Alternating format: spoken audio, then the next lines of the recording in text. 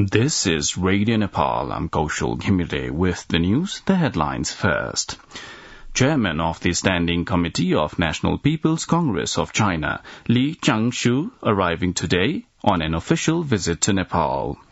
Ruling Alliance meeting today as well to finalize seat allocation for the upcoming federal and provincial elections. Health Ministry decides to run national campaign to control dengue fever. And 11 migrants die in a boat capsize off the coast of Tunisia.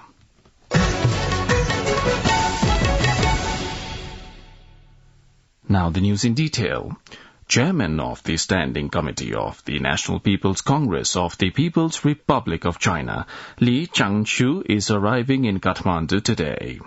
Li will be embarking on a 4-day official visit at the invitation of the House Speaker Agniprasad Sabkota. According to the Foreign Affairs Ministry, Speaker Sabkota and Li will hold delegation-level bilateral talks today itself. During his stay in Nepal, Li will pay courtesy calls to President Vidyadevi Bhandari on the 14th of September and Prime Minister Shabada Dewa on the 13th of September. Li will also meet with the chairperson of the National Assembly, Ganesh Prasad Timilsina, and Minister for Foreign Affairs, Dr. Narayan Khadka. Li will also hold separate meetings with CPN-EML chairperson K.P. Sharma Oli and CPN Maoist Centre chairman Pushpakamal Dahal Prachanda during his Nepal stay. Chairman Li will return home on 15th of September. The ruling alliance is meeting today as well to finalize the seat allocations for the November 20 elections. According to the ruling parties, they have neared consensus on the seat allocation for the upcoming elections. The Development and Technology Committee of the House of Representatives has confirmed irregularities while bidding package number 3 and 4 of the Kathmandu-Tarai fast-track project. A probe committee formed under the Development Committee submitted a report confirming irregularities in the bidding process. After receiving the report, the Parliamentary Committee directed the Office of the Prime Minister and Council of Ministers, the Defence Ministry, to take legal action against the persons involved in the bidding, including the concerned project chief. The committee's meeting held at Singh Durbar yesterday also presented approved amendments to the bill designed to amend and integrate laws related to the Nepal Medical Council and the report of the Legislation Management Committee. The Impeachment Recommendation Committee of the House of Representatives interrogated suspended Chief Justice Cholendra Samser Jabara yesterday as well. Committee members and Nepali Congress whip Min Bishwakarma said suspended Chief Justice Rana spent time on vilifying former Chief Justices and senior advocates and tried to justify himself. Leader Bishwakarma further said suspended Chief Justice Rana accepted the accusation regarding his connection with the contractor while bidding a particular project. The Investment Board Nepal is organizing the Sustainable Infrastructure Investment Summit in Kathmandu on the 14th of September. The Investment Board has said the investment summit aims at promoting investment in Nepal, focusing on green, resilient and inclusive development. Speaking at a press conference in Kathmandu yesterday, the Chief Executive Officer of the Investment Board, Nepal, Sushil Bhatta, said during the summit, experts from various countries would present their papers on various issues, including investment opportunities in Nepal. 500 participants, including 100 from foreign countries, will be taking part in the summit. The government of Nepal has expressed its deepest grief over the demise of the British Queen Elizabeth II. Unveiling the decisions of the 9th September cabinet meeting yesterday, Communication Minister and government spokesperson Gyanendra Bahadur Karki informed that the government extended condolences to the royal family of Britain, the government of the United Kingdom and the British people in the period of grief. The cabinet meeting also decided to observe 3 days of mourning period, flying the national flag at half-mast in government offices and Nepali embassies and missions abroad. 10 people are still missing in floods and landslides in Mahakali municipality in Darchula district.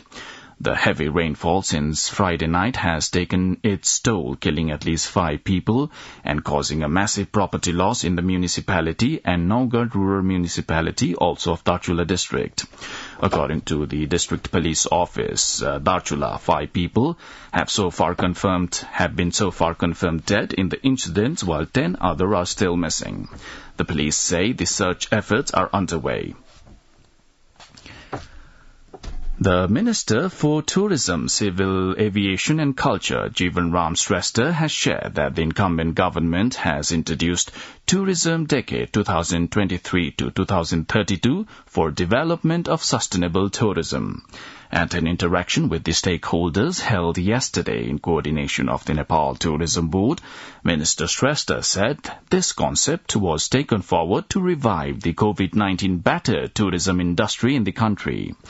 Stating that tourism was one of the mainstays of the national economy, Shrestha pledged facilitation and reforms at policy level for development and promotion of the tourism sector.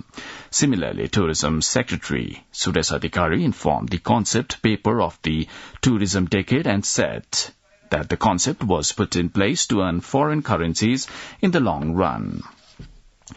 The Health Ministry has decided to run national campaign to control dengue fever. The Health Ministry's decision comes following the spread of dengue fever in many parts of the country at an alarming rate. The Health Ministry has informed that it would run the campaign in all 753 local units through Ministry of General Administration in coordination of the Ministry of General Administration. The Madras Security Printers Chennai, India contracted to facilitate with the Department of Transport Management to issue the smart driving license has failed to deliver as per the agreement. According to the department, the company still awaits to develop the related software system to a full scale. The Transport Management Department said the company failing to deliver as per the agreement has caused hurdles in the printing and distribution of smart driving license. The Election Commission has made the political parties clear on the necessary process and the documents required for the submission of a closed list under the proportional quota as part of the November 20 elections. The Election Commission has already made public the electoral calendar that states September 18 and 19 as the days to submit the closed list under the proportional quota for the November 20 elections to the provincial assemblies and the federal parliament. The Election Commission has also set up the Office of the Chief Returning Officers. The political parties are urged to mandatorily provide the necessary documents as per the law and in line with the inclusive principle.